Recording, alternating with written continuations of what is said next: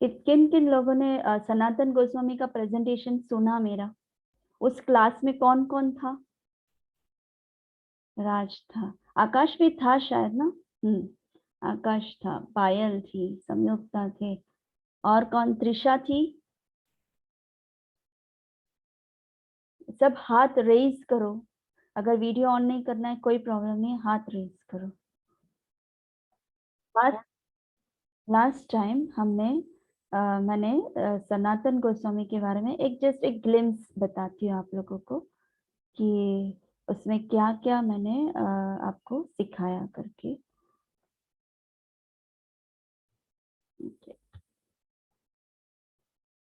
तो हमने देखा कि सनातन गोस्वामी जो है वो षड गोस्वामी में से सबसे एक गोस्वामी है।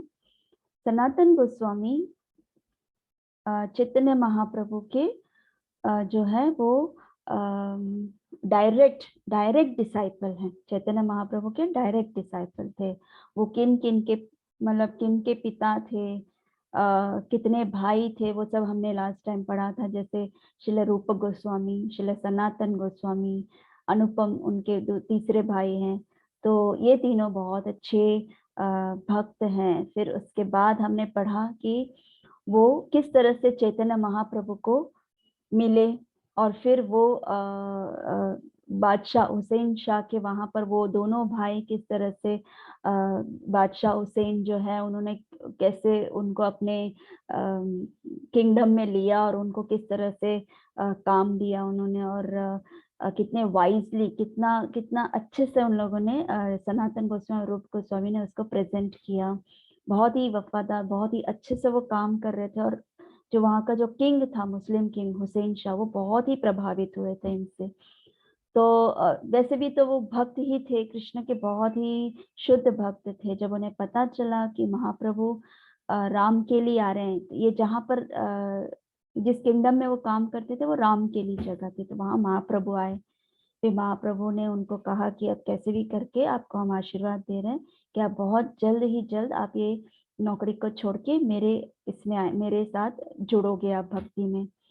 फिर उसके बाद किस तरह से सनातन गोस्वामी उस हुसैन शाह के किंगडम से एस्केप हुए, कैसे वो वहां से भागे, और फिर वो किस तरह से फिर चैतन्य महाप्रभु को वाराणसी में मिले वो। और फिर सनातन गोस्वामी की जो विग्रह है मदन मोहन, उनको किस तरह से मिले, मदन मोहन किस तरह से उनके पास आए, फिर उनका जो मंदिर किस तरह से उन्होंने उसका निर्माण किया, कैसे मंदिर बना उनका। क्योंकि सनातन गोस्वामी के पास तो कुछ भी नहीं था ना, वो तो बिल्कुल सिर्फ एक एक नीचे वस्त्र जो पहनते थे बस वही था, बाकी उनके पास कुछ भी नहीं था सिवाय भक्ति के, सिवाय कृष्ण भक्ति के। लेकिन फिर भी मदन मोहन उनके पास आए और मदन मोहन उनसे बातें करते थे कि, और उनके साथ उनकी वार्तालाप भी होती थी मदन मोहन के साथ। वो किस तरह से उनको भोग बना के खिलाते थे मदन मोहन को, और मदन मोहन किस तरह से उनसे बात करते, वो सब हमने पिछले बार पढ़ा।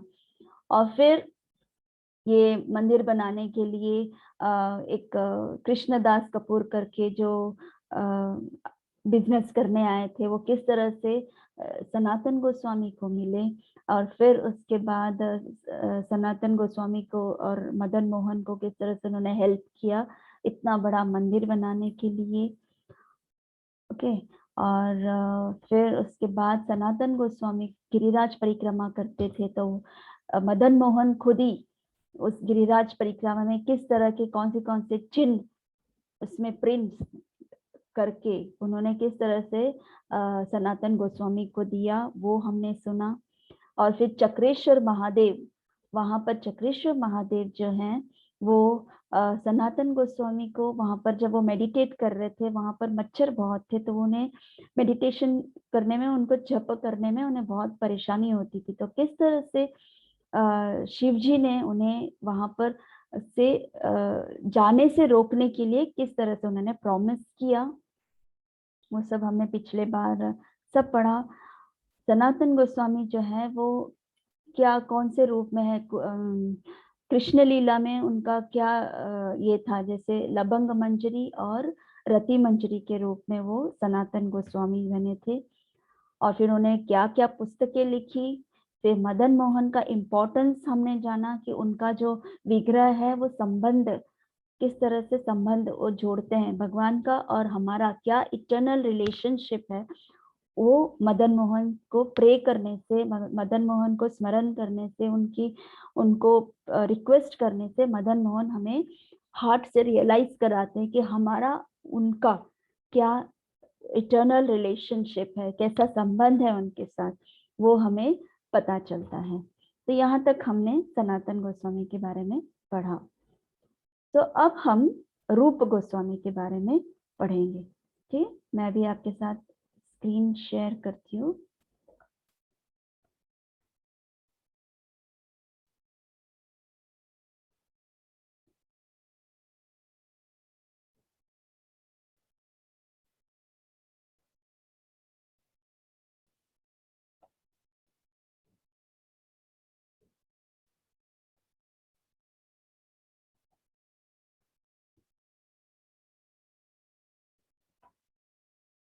राइट, आप सबको स्क्रीन दिख रहा है? ठीक है। तो आज हम रूप गोस्वामी के बारे में जानकारी लेंगे। ये सब बहुत इम्पोर्टेंट सब्जेक्ट है। गोस्वामी जो है वो हमारे आचार्य हैं, इसलिए हम उनके बारे में मतलब उनके पास, उनकी लाइफ के बारे में, वो किस तरह से उन्होंने भक्ति किया। मेन फोकस क्या है, हम क्यों सीख रहे हैं ये, ताकि हमें इंस्पिरेशन मिले कि इन्होंने किस तरह से भक्ति की, तो उनको देखकर हम कुछ सीख सके। इसीलिए मैं ये सब हमारे गोस्वामी, हमारे आचार्य के द्वारा हम उसे सीख पाते हैं। तो ये है रूप गोस्वामी। अब आप सब जानते हैं कि हम लोग जब मंगलाचरण करते हैं तब हम सबसे पहले क्या बोलते हैं, ओम अज्ञान तिमिरंधस्य ज्ञानांजन शलाक्या चक्षुर उन्मिलितम येन तस्मै श्री गुरुवे नमः। ये गुरु प्रणाम मंत्र होता है। सेकंड क्या होता है, रूप गोस्वामी के प्रेयर्स होते हैं। श्री चैतन्य मनोभीष्टम स्थापितं येन भूतले स्वयं रूपः कदा मह्यं ददाति स्वपदान्तिकम्। ये प्रेयर जो है वो रूप गोस्वामी के लिए हम करते। हम रूप गोस्वामी को क्या करके ये प्रेयर्स बोलते हैं, देखो इसका मतलब क्या होता है। इसका मतलब ये होता है कि when will Shri Rupa Goswami Prabhupada, who has established within this material world the mission to fulfill the desire of Lord Chaitanya, give me shelter under his lotus feet। इसका मतलब क्या हुआ, श्री चैतन्य मनोभीष्टम स्थापितम येन भूतले, जो रूप गोस्वामी जो हैं वो इस जगत में क्यों आए हैं। चैतन्य महाप्रभु की जो डिजायर था, चैतन्य महाप्रभु का डिजायर था कि व्रज में, जो वृंदावन में जो लीलाएं कृष्ण ने किया है वो सब अभी लुप्त हो गया है। तो कृष्ण ने उनको आदेश, चैतन्य महाप्रभु ने उनको इंस्ट्रक्शन दिया कि तुम्हें वो लॉस्ट प्लेसेस जो है, जो खो गया है, जो लुप्त हो गया है, उसको तुम्हें अभी शास्त्र के द्वारा उसको सबके सामने लाना है, सब उसको इस्टेब्लिश करना है। तो वो कार्य जो है वो तुम्हें करना है। तो चैतन्य महाप्रभु का ये जो स्ट्रॉन्ग डिजायर था, वो इंस्ट्रक्शन को रूप गोस्वामी ने फॉलो करके उसको एस्टैब्लिश किया इस मटेरियल वर्ल्ड। मटेरियल वर्ल्ड मतलब हम जिस जगह पर रहते हैं, ये पृथ्वी, हम जिस वर्ल्ड में है वो मटेरियल वर्ल्ड, भौतिक जगत। तो उस जगत में चैतन्य महाप्रभु के डिजायर को फुलफिल करने के लिए रूप गोस्वामी इस जगत में अवतरित हुए और यहाँ पर उन्होंने कृष्ण के मिशन जो है वो एस्टैब्लिश किया। ऐसे रूप गोस्वामी के चरण में, शरण में, ऐसे रूप गोस्वामी के लोटस फीट के शरण में हमें कब शेल्टर देंगे, हमें कब शेल्टर देंगे, ऐसे हम प्रणाम करते हैं उनसे। तो ये है श्री चैतन्य मनो। जब भी आप ये शब्द, ये जब मंत्र बोलेंगे, ये जब प्रेयर्स बोलेंगे, तो इमीडिएटली आपको रूप गोस्वामी को याद करना चाहिए, ताकि रूप गोस्वामी हमें ब्लेस करे और हमें अच्छे से कृष्ण भक्ति प्रदान कर सकते हैं। राइट, इतना समझ में आ गया सबको? सबको समझ में आ गया? ओके।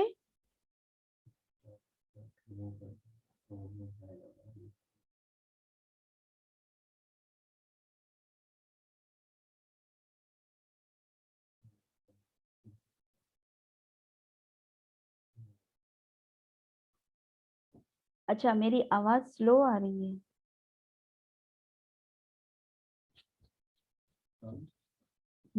अभी ठीक है आवाज? सबको आवाज सुनाई दे रहा है?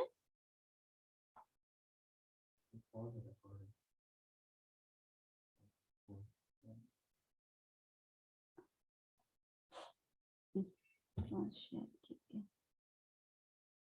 सबको आवाज सुनाई दे रहा है? हम्म। आवाज मेरी सबकी आ रही थी?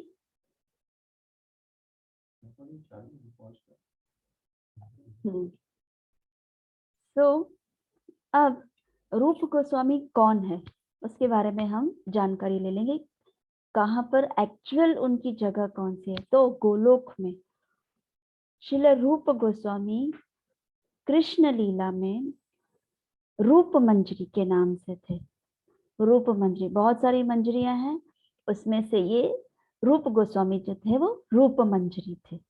और रूप मंजरी जो है, जिस तरह से मैंने आपको बताया था, सनातन गोस्वामी जो थे वो रति मंजरी और लबंग मंजरी के नाम से है, ठीक है ना। उसी तरह रूप गोस्वामी जो है वो रूप मंजरी। और रूप मंजरी कौन है? रूप मंजरी जो है वो स्पेशल मेड सर्वेंट है। एक्चुअली वो ललिता सखी की मेड सर्वेंट है, ठीक है। ललिता सखी की मेड सर्वेंट है, लेकिन ललिता सखी के द्वारा भी वो श्रीमती राधा रानी का भी वो बहुत ही स्पेशल मेड सर्वेंट है। मेड सर्वेंट मतलब क्या है? सेवक, जो सेवा करती हैं उसको मेड सर्वेंट कहते हैं। तो ये जो है रूप मंजरी जो है वो, ये राधा रानी है और ये रूप मंजरी है। तो रूप मंजरी जो है वो राधा रानी की बहुत ही खास मेड सर्वेंट है। ललिता सखी और अष्ट सखियां जो है वो सब फ्रेंड्स हैं, लेकिन सर्वेंट जो थी वो बहुत ही स्पेशल सर्वेंट, वो है रूप मंजरी। तो रूप मंजरी जो है is always serving Shrimati Radhika and she is always on her side. रूप मंजरी बहुत ही पार्शियल थी, वो सिर्फ राधा रानी और सिर्फ राधा रानी को वो ये करती थी कि मेरी राधा रानी जो बोले वही सही। फिर चाहे कृष्ण कुछ भी बोले उसका वो मान नहीं देती थी। तो वो राधा रानी को सबसे ज्यादा इंपॉर्टेंस देती थी और वो उन्हीं की साइड लेती थी, उन्हीं की सबसे ज्यादा सेवा करती थी।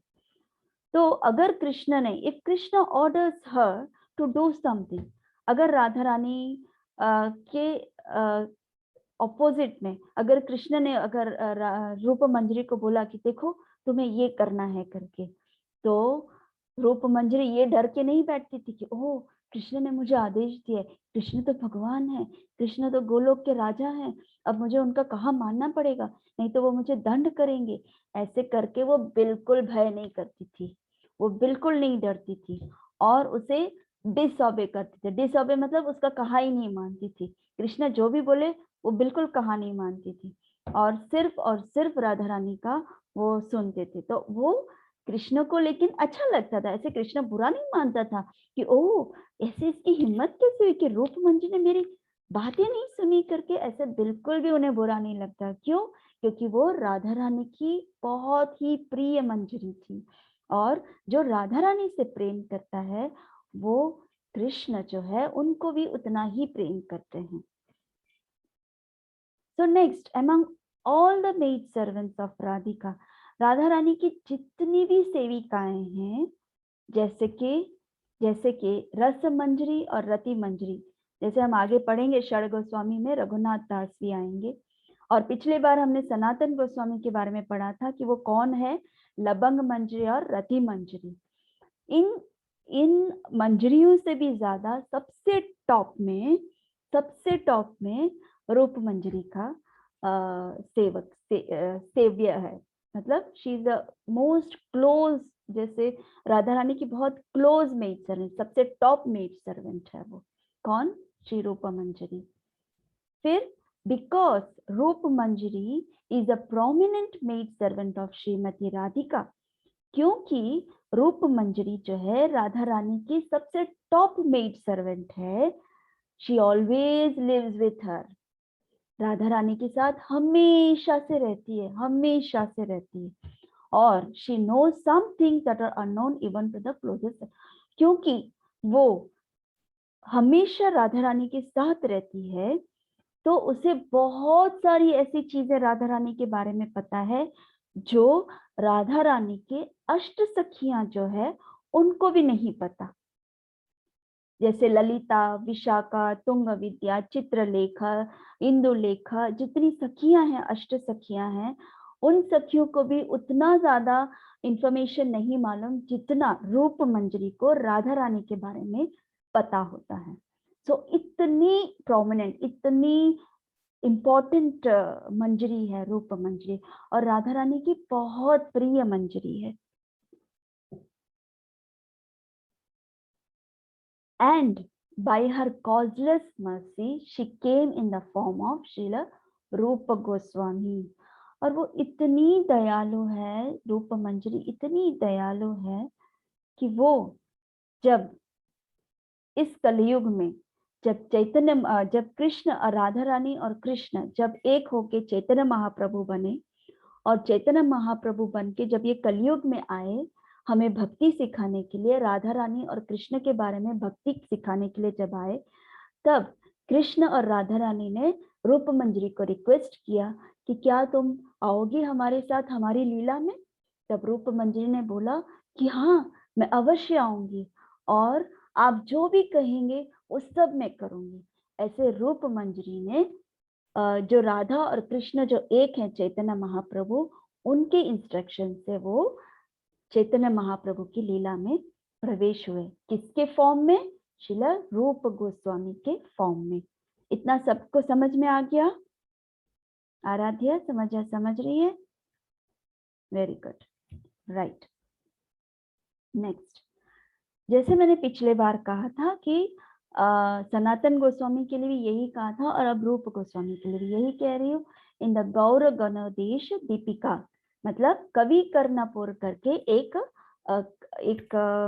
लेखक थे जिन्होंने गौर गणोदेश दीपिका नाम का एक पुस्तक लिखा था।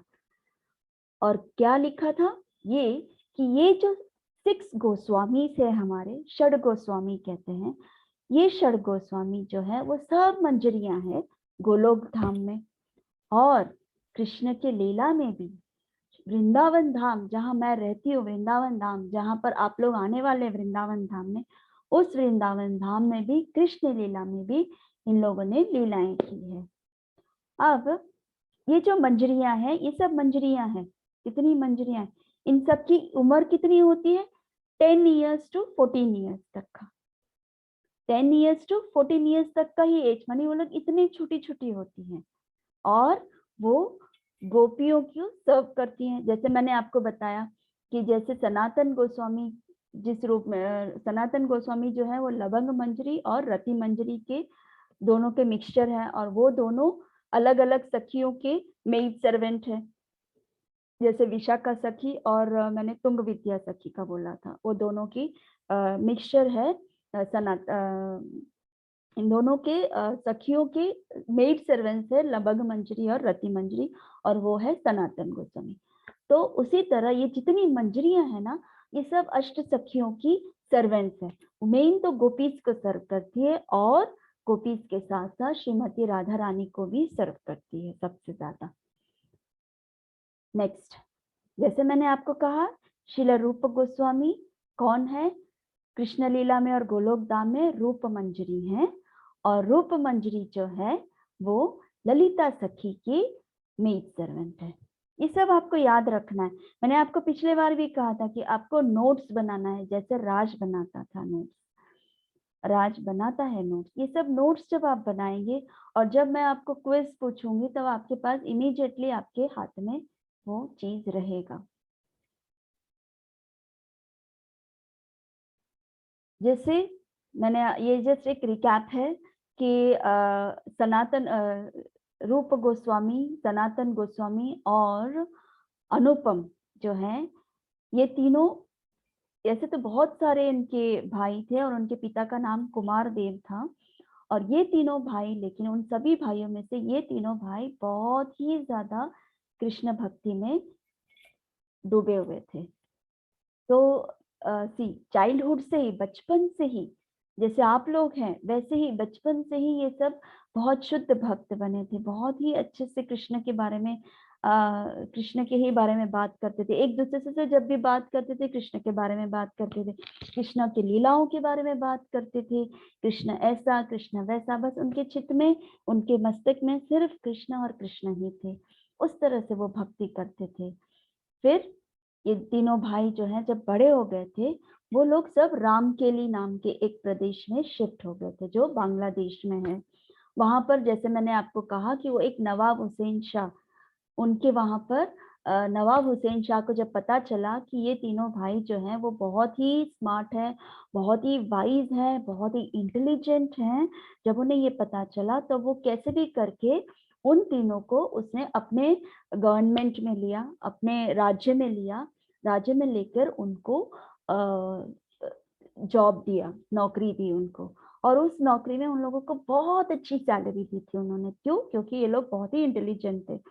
और पूरी तरह नवाब हुसैन जो था वो इन दोनों, सबसे ज्यादा सनातन गोस्वामी और रूप गोस्वामी पे ही डिपेंड करते थे। और उनका जो किंगडम था अच्छे सा फ्लरिश भी हो रहा था। क्यों? क्योंकि सनातन गोस्वामी और रूप गोस्वामी के इंस्ट्रक्शंस के हिसाब से ही नवाब हुसैन शाह उसको फॉलो करते थे। तो अब मुस्लिम किंगडम में है वो, तो वहां का जो मुस्लिम था नवाब हुसैन शाह, उसने क्या किया, इन लोगों के नाम चेंज कर दिया। क्या नाम था? रूप गोस्वामी का जो नाम, जो रूप नाम था, वो नाम उसने दबीर खास के नाम से वो जाने गए, और सनातन गोस्वामी का नाम साकर मलिक के नाम से जाने गए। तो वहां पर जब भी रूप गोस्वामी को बुलाना होता था तो वहां का जो किंग था वो दबीर खास, दबीर खास, दबीर खास, दबीर खास करके बुलाते थे। और जब सनातन गोस्वामी को बुलाना होता था तो वो साकर मलिक, साकर मलिक के नाम से वहां जाना जाता था। ये एक्चुअली बांग्लादेश में ये राम के लिए जगह पे, ये आज भी ऐसे मॉन्यूमेंट उन लोगों ने उस जगह पर रखा है ऐसे। तो ये छोटा सा जगह उन्होंने बहुत अच्छे से डेकोरेट करके रखा है ताकि ये हमारे मेमोरीज में रहे। ठीक है, हिस्ट्री। सो जब इन लोगों को पता चला कि चैतन्य महाप्रभु जो है राम के लिए आए हैं, जहाँ पर ये लोग उस गवर्नमेंट में जॉब करते हैं, तो उस जगह पे राम के लिए में चैतन्य महाप्रभु आए, इनको ये न्यूज पता चला। अब जैसे ही इनको ये न्यूज पता चला, तीनों भाई बहुत ही ज्यादा खुश हुए, क्योंकि वो तो भक्त थे ना, उनको तो पता है चैतन्य महाप्रभु कौन है, स्वयं कृष्ण है, राधा रानी के भाव से आए हैं, राधा और कृष्ण दोनों मिलके चैतन्य महाप्रभु हैं। तो ये सब उन्हें पता था, क्योंकि वो पूरा हर वक्त कृष्ण के बारे में और ये सब इंफॉर्मेशन वो कलेक्ट करते थे भक्तों के द्वारा। तो जब पता चला उस दिन, वो लोगों का जब शाम का समय जॉब वगैरह वहां खत्म करके सीधा वो नहा धो के अच्छे से खत्म करके सीधा चैतन्य महाप्रभु के पास मिलने गए थे रामकेली में। श्रील सनातन गोस्वामी और रूप गोस्वामी को मिलके भगवान बहुत खुश हुए। एंड जब उसी समय भगवान भी वहां से निकल रहे थे रामकेली से, तब सनातन गोस्वामी रूप गोस्वामी बहुत ही रिक्वेस्ट करने लगे कि हे भगवान, हम कैसे फंस गए हैं यहाँ पर, अब हम कैसे निकले, हमें तो पता भी नहीं चला कि हम यहाँ से कैसे निकलेंगे, क्योंकि यहाँ का जो नवाब हुसैन है वो बहुत ही खतरनाक भी है और हम पे पूरी तरह वो डिपेंड है, और हम ये करना नहीं चाहते फिर भी हमें जबरदस्ती करना पड़ रहा है। आप ही हमें कृपा कर सकते हैं, आपकी ही कृपा से हम यहाँ से निकल सकते हैं करके उन्होंने बहुत रिक्वेस्ट किया, गिड़गिड़ाया। यहाँ देख रहे हैं पिक्चर आप, यहाँ देखो किस तरह से रूप गोस्वामी और सनातन गोस्वामी चैतन्य महाप्रभु के चरणों में गिर के उनसे भिक्षा मांग रहे हैं। तब चैतन्य महाप्रभु उनको आशीर्वाद दे रहे हैं कि बहुत जल्द आप इस जगह को छोड़ के मेरे पास आ जाओगे करके। ठीक है, जैसे ही चैतन्य महाप्रभु ये बात कहते हैं, रूप गोस्वामी तो थोड़ा भी समय नहीं लगाते और इमीडिएटली वो वहां पर रेजिग्नेशन दे देते हैं, क्योंकि नवाब हुसैन के किंगडम में रेजिग्नेशन दे देते हैं कि अब मुझे यहाँ पर जॉब नहीं करना है, अब मैं जाना चाहता हूँ करके, कैसे भी करके वहां से उसको, रूप गोस्वामी को वहां से रेजिग्नेशन मिल जाता है। रिजिग्नेशन मतलब क्या होता है, जब उस नौकरी से हमें बाहर जाना होता है, हमें अब नौकरी नहीं करना है, ऐसे करके वो लोग साइन ले लेते हैं कि अब मैं इस गवर्नमेंट सर्विस में, जिस जगह पे मैं जॉब करता हूँ, नौकरी करता हूँ, अब मेरा वहां पर कोई नाता नहीं है, कोई ताल्लुक नहीं है, ना मैं यहाँ का एम्प्लॉय हूँ, ना आप मेरे मालिक हैं। ऐसे करके एक लेटर में वो लोग रेजिग्नेशन लेते हैं, रिजाइन करते हैं। और उस साल, जितने साल तक उन्होंने वहां पर कमाए हैं, वो सब नवाब के सर्विस में, मतलब जहां पर उन्होंने जॉब किया होता है, वहां पर उनको खूब पैसे मिलते हैं, बहुत सारे पैसे मिलते हैं।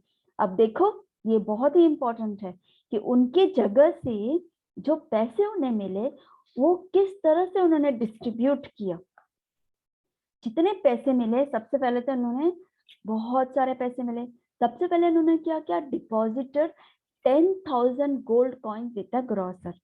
अगर आप लोगों ने सनातन गोस्वामी के प्रेजेंटेशन में मेरी लेक्चर सुना होगा, उसमें मैंने बताया था आप लोगों को कि सनातन गोस्वामी को जब वहां से निकलना था, तो नवाब हुसैन को पता चल गया कि हो, अब ये भी रूप गोस्वामी की तरह निकल जाएगा।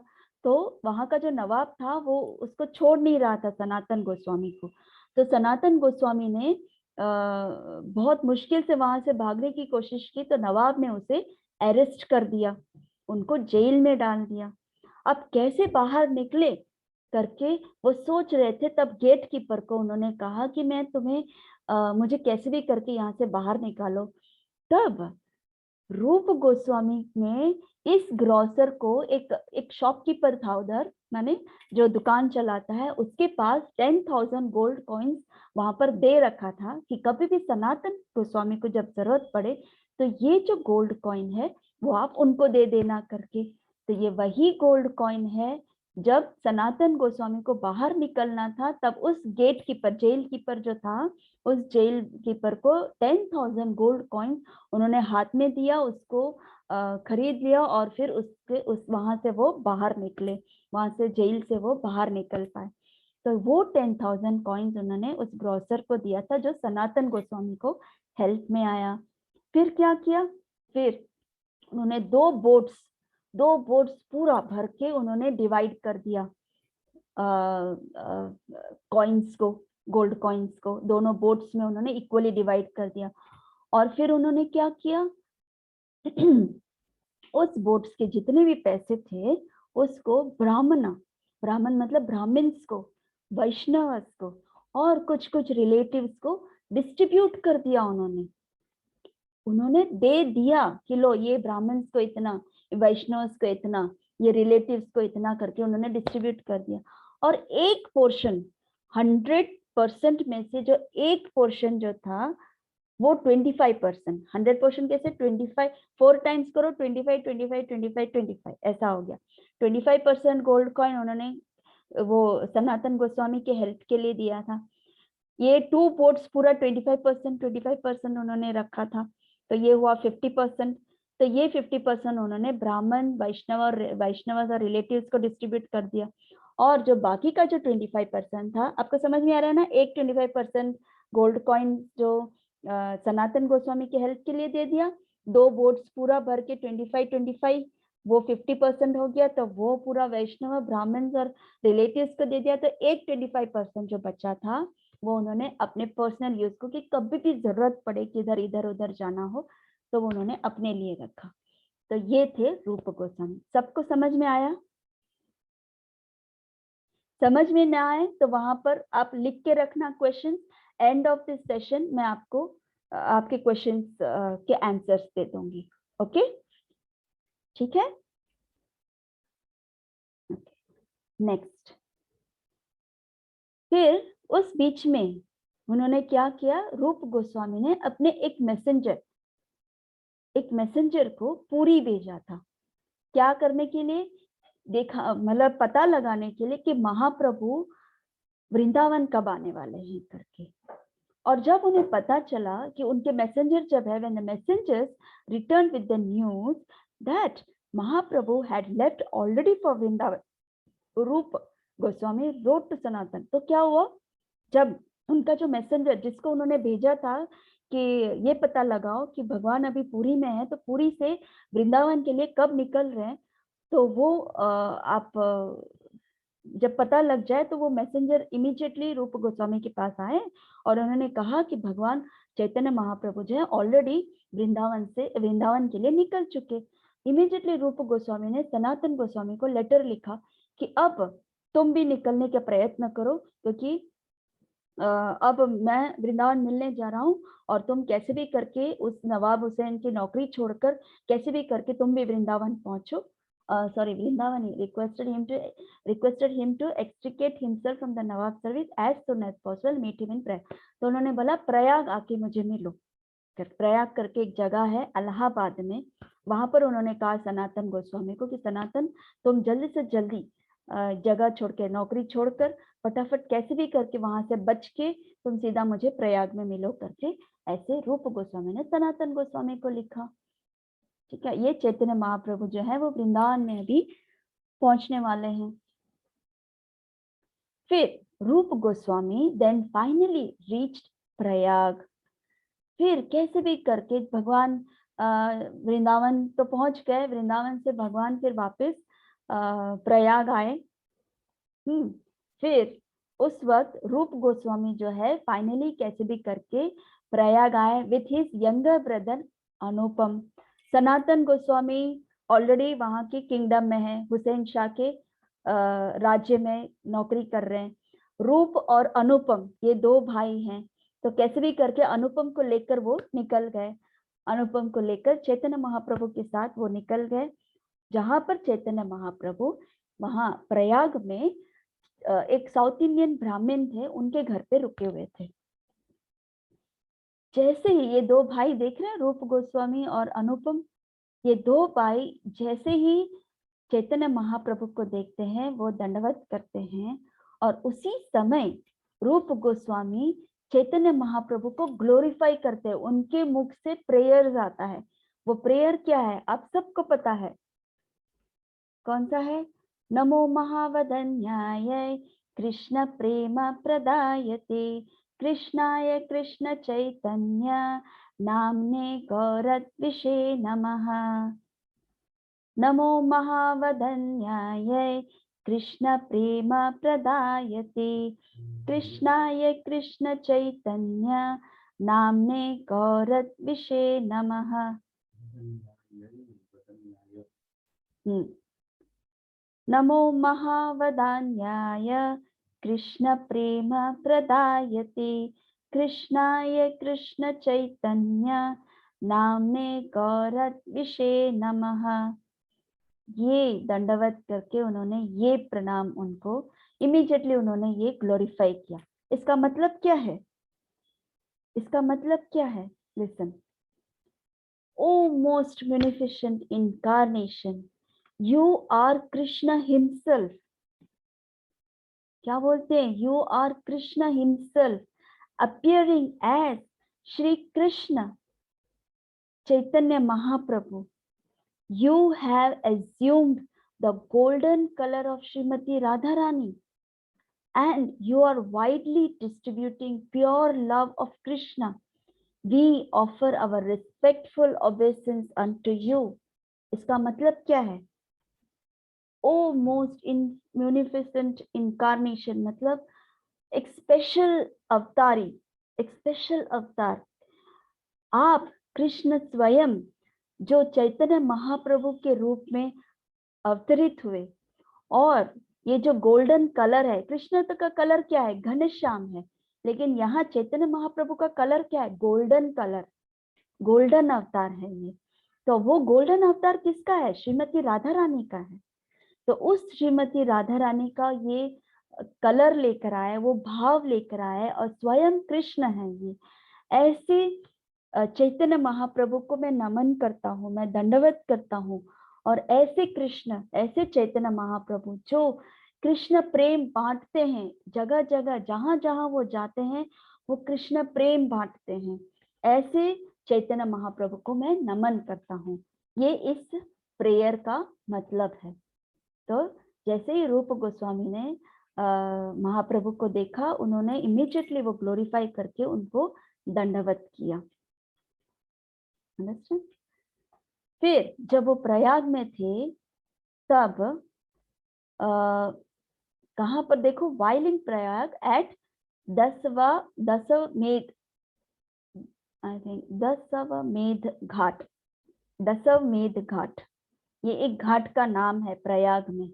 वहां पर महाप्रभु चैतन्य महाप्रभु ने रूप गोस्वामी को 10 दिन तक डिवोशनल भक्ति क्या होता है, भक्ति कैसे होते हैं, किस तरह से वो करनी चाहिए, उस सब कुछ डिटेल वर्णन उन्होंने 10 दिन में चैतन्य महाप्रभु ने रूप गोस्वामी को प्रयाग के दशामेध घाट, ये देखा घाट दिख रहा है आप लोगों को, ये घाट बोलते हैं, तो उस घाट में बैठे 10 दिन तक कंटिन्यूसली रूप गोस्वामी उनकी शिक्षाएं ले रहे थे।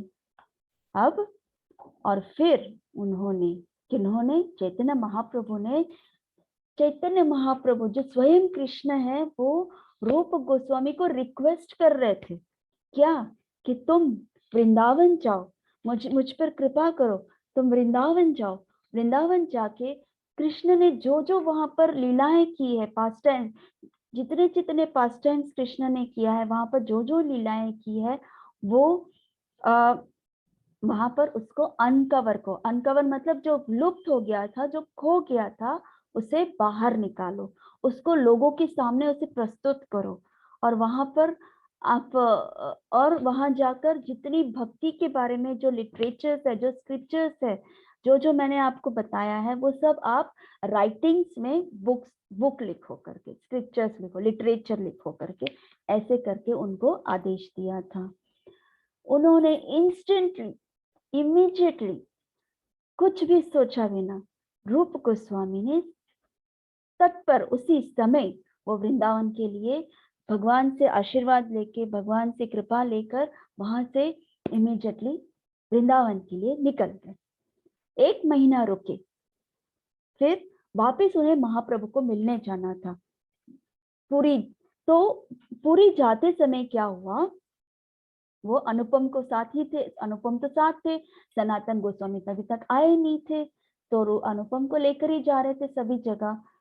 तो वहां पर पुरी में, जगन्नाथपुरी में चैतन्य महाप्रभु को मिलने जाना था, लेकिन क्या हुआ, अनफॉर्चुनेटली अनुपमा को कुछ हो गया था उस वक्त और उनको वहां पर शरीर छोड़ना पड़ा। गंगा घाट पे, गंगा किनारे उन्होंने अपना शरीर त्याग दिया, तो अनुपम ने वहां पर ही अपना शरीर छोड़ दिया था।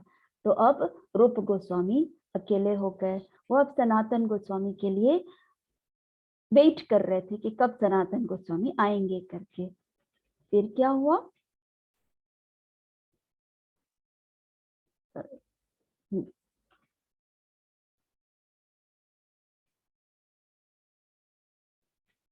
क्यों नहीं जा रहा,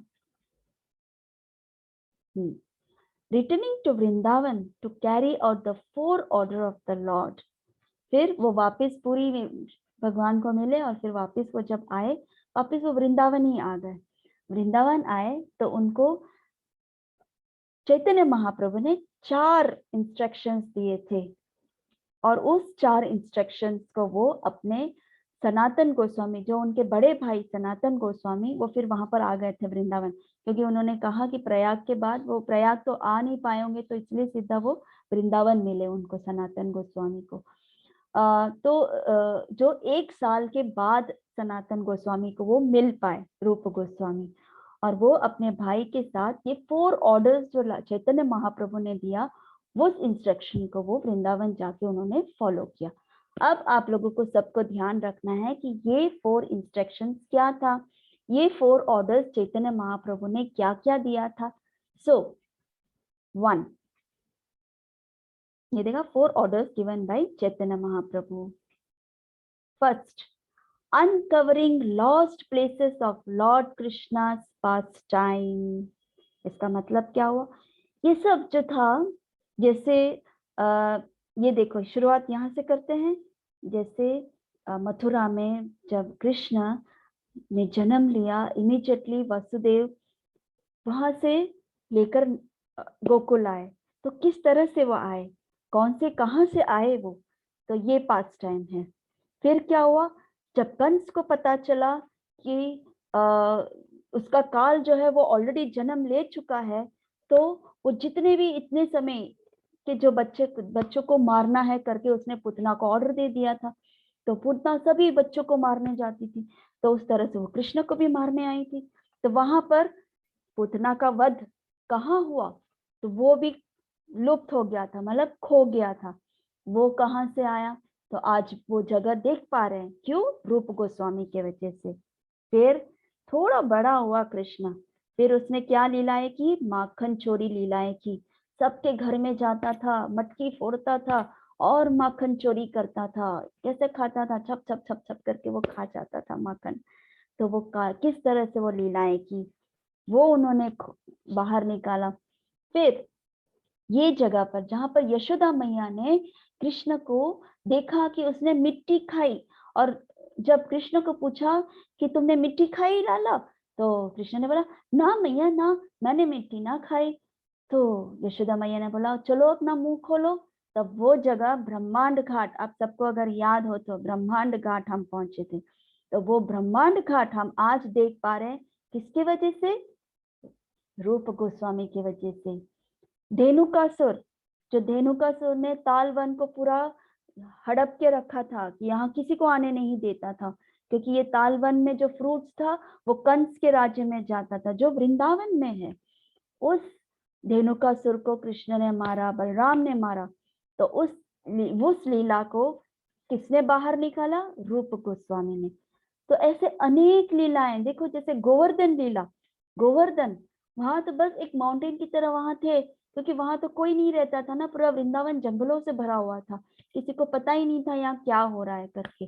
तब रूप गोस्वामी और सनातन गोस्वामी और अन्य सभी जो बाकी के जो 4 गोस्वामी थे, ये सब मिलके गोवर्धन लीला कृष्ण ने कहाँ किया, वो आज हम देख पा रहे हैं। हम जाते हैं गिरिराज परिक्रमा करने जाते हैं, गिरिराज में वहां पर हम लीलाएं सुनते कि यहाँ पर भगवान ने उंगली से गिरिराज को उठाया करके। ये किसने हमें दिखाया? रूप गोस्वामी ने दिखाया। फिर रासलीला निधिवन, उसके बाद निधिवन के बाद दामोदर लीला, जहां पर हम गोकुल जाते हैं। गोकुल जाने के बाद वहां पर हम जाते हैं तो यशोदा मैया दामोदर को बांध देती है, वो उखल हम देखते हैं। और आप सबको याद है, हम वहां पर दामोदर अष्टकम करते हैं, पूरा अच्छे सा कीर्तन करके दामोदर अष्टकम करते हैं। वो जगह किसने दिखाया? रूप गोस्वामी ने। कालिया दमन, हम लोग जब वृंदावन लीला, वृंदावन परिक्रमा करने जाते हैं, वहां पर कालिया घाट है, ये किसने? रूप गोस्वामी। अघासुर, अघासुर ने किस तरह से अपने फ्रेंड्स को, अपने सखा को, कृष्ण की सखाओं को मुंह में ले लेता है, और किस तरह से कृष्ण उसको मारते हैं वो। फिर हम गिरिराज में ही, गोवर्धन में ही राधा कुंड और श्याम कुंड को देखते हैं। राधा कुंड और श्याम कुंड जो बहुत ही प्रिय है कृष्ण और राधा रानी को। आज भी कृष्ण और राधा रानी यहाँ पर आते हैं और यहाँ पर लीलाएं करते हैं। तो ये है वो जगह जो रूप गोस्वामी ने इसको हमारे सामने प्रस्तुत किया। फिर ब्रह्म विमोहन लीला, फिर जब भगवान गौचरण करके आते हैं तो गोपियों के साथ जो लीलाएं थी, ऐसे अनेक लीलाएं जो थी, जो लुप्त हो गई थी, वो लीलाएं उनको बाहर, लॉस्ट प्लेस, जो लॉस्ट हो गया था उसको उनको बाहर निकालना था, उसको एस्टैब्लिश करना था। तो ये एक इंस्ट्रक्शन था। ओके, सेकेंड इंस्ट्रक्शन था installing deities and establishing their worship. Installing deities मतलब विग्रह को स्थापित करना। उस समय तो कोई विग्रह दिखाई नहीं देता था ना, किसी को पता ही नहीं था कृष्ण कौन था। तो उस समय पे जब रूप गोस्वामी आए थे, सनातन गोस्वामी आए थे, उस सब जो था विग्रह स्थापित किया। जैसे मदन मोहन जो है, जैसे मदन मोहन जो है, जैसे सनातन गोस्वामी ने स्थापित किया था, उसी तरह रूप गोस्वामी ने भी विग्रह स्थापित किया। और किस तरह से उनकी पूजा करनी चाहिए, किस तरह से उन विग्रह की सेवा करनी चाहिए, क्योंकि विग्रह मतलब स्वयं भगवान, विग्रह मतलब स्वयं भगवान उस विग्रह में है, इसलिए हमें उनका उनकी अर्चना करनी चाहिए, उनकी पूजा करनी चाहिए, उनको भोग लगाना चाहिए, उनको समय पे समय आरती करना चाहिए। क्यों मंदिर जाते हैं हम मंदिर इसलिए वहां पर जाते हैं क्योंकि स्वयं भगवान है। हम उनकी आरती सुनने जाते हैं, उनकी आरती, उनका दर्शन करने जाते हैं, उनका वहां प्रसाद ग्रहण करना चाहते हैं। तो उस तरह से उसको वर्शिप करने के लिए रूप गोस्वामी ने हमें ये सिखाया है। तो वो एक सेकेंड इंस्ट्रक्शन था महाप्रभु का। Third instruction, writing devotional literature. रूप गोस्वामी और सनातन गोस्वामी ने बहुत सारे लिटरेचर्स लिखे हैं। चैतन्य महाप्रभु के बारे में, भक्ति कैसी करनी चाहिए, राधा और कृष्ण के बारे में, उनके जो कृष्ण लीलाओं में उन्होंने क्या क्या लीलाएं की है, गोलोक में उन्होंने क्या क्या लीलाएं की है, वो सब लीलाएं उन्होंने स्क्रिप्चर्स में लिखा है। किसके लिए लिखा है स्क्रिप्चर्स? स्क्रिप्चर्स किसके लिए लिखा है? हमारे लिए, ताकि हमें पता चले कि कृष्ण कैसे दिखते हैं, कृष्ण के कौन फ्रेंड्स हैं, कृष्ण की कौन राधा रानी कौन है, और हमें कृष्ण के साथ कैसे फ्रेंडशिप करनी चाहिए, हम वापस कृष्ण के धाम कैसे जा सकते हैं। ये सब उन्होंने उसके लिटरेचर में लिखा है। और ये था थर्ड। और next last, teaching the rules of भक्ति योग और डिवोशनल सर्विस। यही जैसे मैंने आपको बताया कि उन्होंने हमें सिखाया है, क्योंकि रूप मंजरी जो है वो, जैसे मैंने आपको बताया, राधा रानी की बहुत ही क्लोज रही हुई है। राधा रानी और कृष्ण के बारे में वो सब कुछ बहुत ही अच्छे से जानती है। रूप मंजरी जो अभी रूप गोस्वामी बनकर आए हैं, तो उन्होंने वहां पर राधा रानी और कृष्ण क्या क्या लीला करते थे, कैसे कैसे मस्ती करते थे, कैसे कैसे कृष्ण जो था वो राधा रानी को टीज करता था, राधा रानी कैसे कृष्ण को टीज करती थी, वो सब लीलाएं जो है वो सब उन्होंने लिखा है। हमें भक्ति योगा सिखाया कि हम कैसे कृष्ण तक जा सकते हैं। हम जल्दी जल्दी धाम जाना चाहते हैं, गोलोक जाना चाहते हैं, वापस इस दुनिया में नहीं आना। हमें बहुत दुख होता है, हमें कुछ कुछ कार्य नहीं करना पड़ता है, वो भी हमें इस भौतिक जीवन में करना पड़ता है जो हमें नहीं करना है।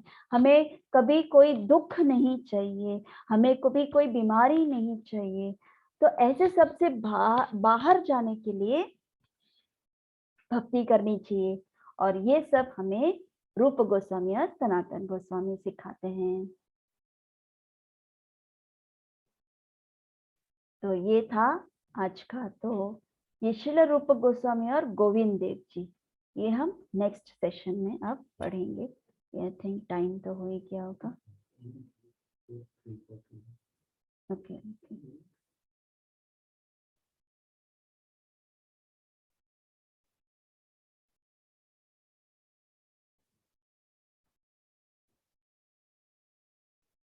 हाँ राज, क्वेश्चन पूछो। हरे कृष्ण माता जी। हरे कृष्ण माता जी, धन्यवाद, प्रणाम। जय श्रीला प्रभुपाद, गुरु महाराज की जय। महाराज की जय। श्रीला रूप गोस्वामी किसकी मतलब सखी थी, राधा रानी या ललिता सखी की? उसमें मुझे थोड़ा डाउट हुआ। एक्चुअली वो ललिता सखी की मेड सर्वेंट, सेविका थी वो। मेन तो सखियों में अगर आप गिने जाओगे तो वो है ललिता सखी की सेविका। लेकिन ये जो मंजरियां जो है ना, जितनी भी मंजरियां मैंने बोला, वो सब राधा रानी और कृष्ण की ज्यादा क्लोज होती हैं, सखियों से भी ज्यादा। वो सेविका तो है ही, लेकिन सखियों से भी ज्यादा। सखियां कैसी होती है, फ्रेंड्स कैसे होते हैं, टाइम टू टाइम मिलते हैं, ठीक है, ये टाइम से ये टाइम मिलना होता है, ऐसा होता है। लेकिन मंजरिया का कैसा होता था कि वो लोग 24 आवर्स 365 डेज राधा रानी के साथ ही रहते थे। तो वो भी मेड सर्वेंट है राधा रानी की। तो ऐसे देखने जाओ तो वो ललिता सखी की मेन मेड सर्वेंट थी। ललिता सखी को कभी भी कुछ भी काम होता था तो सबसे पहले वो रूप मंजरी को ही बुलाती थी। लेकिन वो राधा रानी के साथ हमेशा जो रहती थी वो रूप मंजरी और बाकी सब मंजरियां रहती थी। समझ में आया? इतना समझ में आ गया? गुड।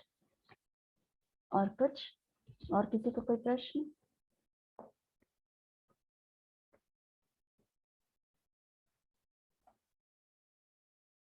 बताओ। कोको, कुछ पूछना है? नहीं माता जी। हाँ, कुछ पूछना है? आपने हैंड रेज किया था। नहीं। ओके।